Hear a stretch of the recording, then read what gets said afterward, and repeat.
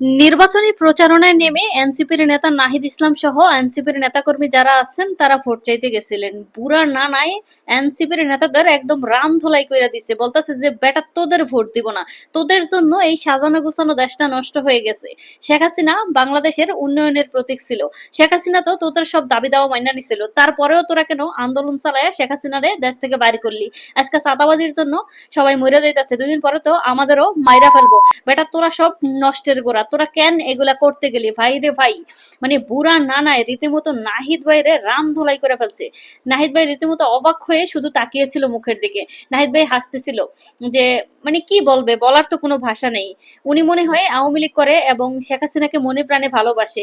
উনি বলতেছে শেখ হাসিনার মতো নেত্রী বাংলাদেশে আর আসবে না, তোরা তো দেশটারে বেটা ধ্বংস করে দিছস, তোদের কি ভোট দিমু ভাবছো? তোদের জীবনেও ভোট দিব না। আমার ভোট আমি ইয়াতে ফালাই দিম, তারপরে তোদের ভোট দিতে যাবো না আমি। তোরা কি করছো?